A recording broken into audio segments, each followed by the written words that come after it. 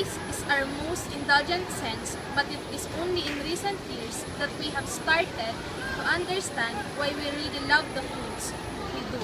And it is a lot more surprising than you might think. There may be a way to make food taste sweeter without adding any extra sugar and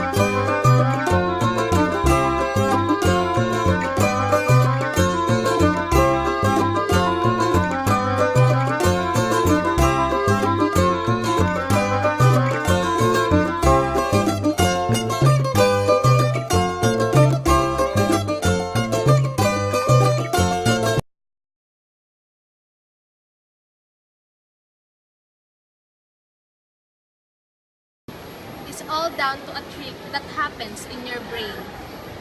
In modern society, it isn't.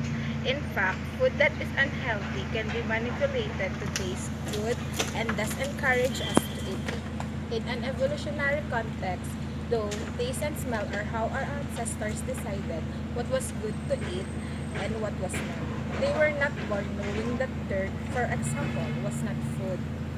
Only their senses of taste and smell kept them on the right track, eating things that would keep them alive. Tongue.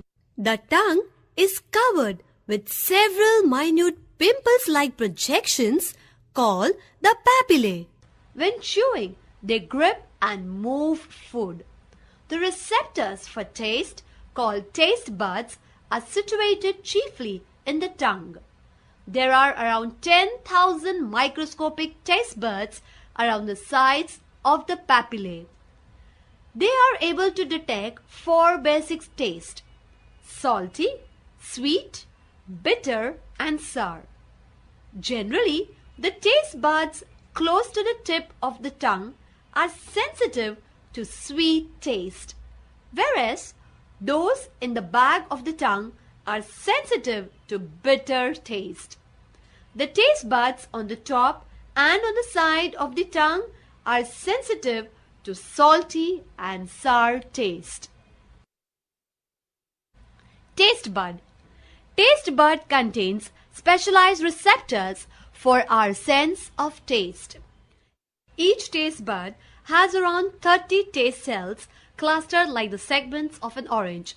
Sticking out of every single taste cells is a tiny hair called cilia that checks out the food chemicals in your saliva. When the flavor particles touch the cilia, they are stimulated and they send nerve impulses to the brain where they are recognized as taste. Each taste hair responds best to one of the 5 basic tastes. In modern society, it isn't. In fact, food that is unhealthy can be manipulated to taste good and thus encourage us to eat it. In an evolutionary context though, taste and smell are how our ancestors decided what was good to eat and what was not. They were not born knowing that dirt, for example, was not food. Only their senses of taste and smell kept them on the right track, eating things that would keep them alive. The senses of taste and smell are very closely related. Most people who go to doctor because they think they have lost their sense of taste, but they are surprised to learn that they have a smell disorder instead. Some people are born with taste disorders, but most develop them after an injury or illness. Among the causes of taste problems are upper respiratory and middle ear infection. Next, radiation therapy for cancers of the head and neck. Next, exposure to certain chemicals, head injury, surgeries to the ear, nose, and throat, and lastly, poor oral hygiene and dental problems. Based on National Institute on Deafness and Other Communication Disorder, or NIDCD, supports basic and clinical investigations of smell and taste disorders at its laboratories in Bethesda, Maryland, and at universities and chemosensory research center across the country.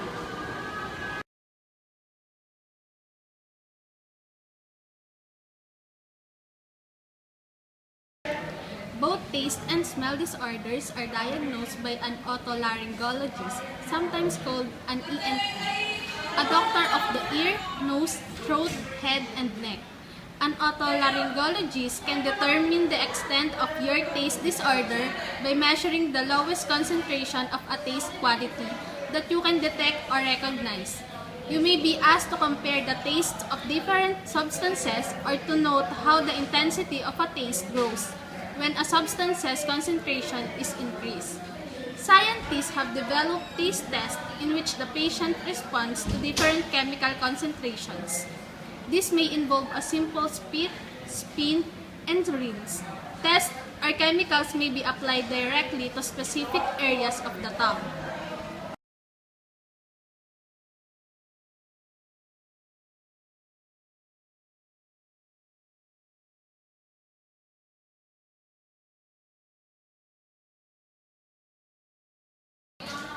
An accurate assessment of your taste loss will include, among other things, a physical examination of your ears, nose, and throat, a dental examination and assessment of oral hygiene, a review of your health history, and a taste supervised by a health care professional.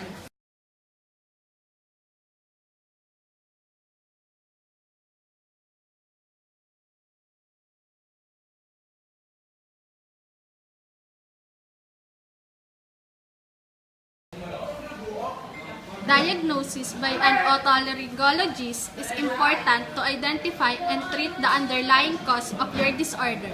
If a certain medication is the cause, stopping or changing your medicine may help eliminate the problem. Often, the correction of a general medical problem can correct the loss of taste. For example, people who lost their sense of taste because of respiratory infections or allergies may regain it when these conditions resolve. Occasionally, a person may recover his or her sense of taste spontaneously. Proper oral hygiene is important to regaining and maintaining a well-functioning sense of taste. If your taste disorder can't be successfully treated, counseling may help you adjust to your problem. Next, if you lost some or all of your sense of taste, here are things you can try to make your food taste better. First, prepare foods with a variety of colors and textures. Next, use aromatic herbs and hot spices to add more flavor. However, avoid adding more sugar or salt to foods. If your diet permits, add small amounts of cheese, bacon, beets, butter, olive oil, or toasted nuts on vegetables. Last, Avoid combination dishes such as casseroles that can hide individual flavors and dilute taste.